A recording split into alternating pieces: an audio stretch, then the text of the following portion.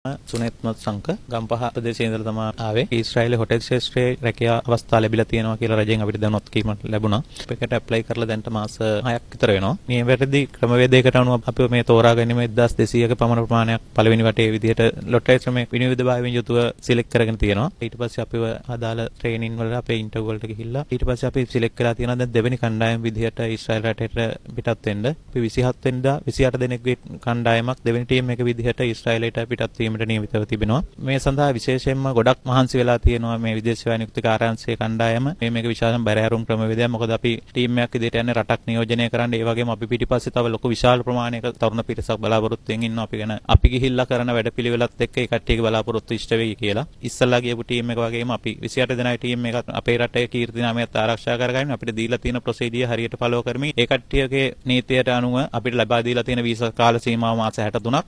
මාස 63 සම්පූර්ණ කළා අදාළ සේවා ආයෝජකයා ළඟ හොඳට විශ්වාසව කටයුතු වැඩ කරලා එයාගේ විශ්වාසිත දෙනාගේ රටටත් කීර්තියක් අත් කරගනිමින් අපේ බලාපොරොත්තු විශේෂයෙන්ම පවුලක් විදිහට සහෝදර සහෝදරියෝ ජීවත් කරන ළමයි දරුමල්ලෝ ඉන්නවා. ඒ කට්ටිය ජීවත් කරවන්න තමයි අපි විශේෂයෙන්ම ඇත්තම හැම එක්කෙනාගේම ප්‍රධාන බලාපොරොත්තුව. ඒකට විශාල රුකුලක් වෙලා අපේ බලාපොරොත්තු ඉෂ්ට කරගෙන ආපහු ලංකාවට ඇවිල්ලා අපි රට ගියපු සල්ලි වලින් ලංකාවේ දිනු කරන්න පුළුවන් මොකක් හරි ආයෝජනයක් කරලා ව්‍යවසායකෙක් විදිහට ඉදිරියට යන්න පුළුවන් තරුණ පිරිසක් විදිහට මේක ගමන ගිහිල්ලා ඇවිල්ලා වැඩ කරමු කියලා ප්‍රාර්ථනා කරනවා.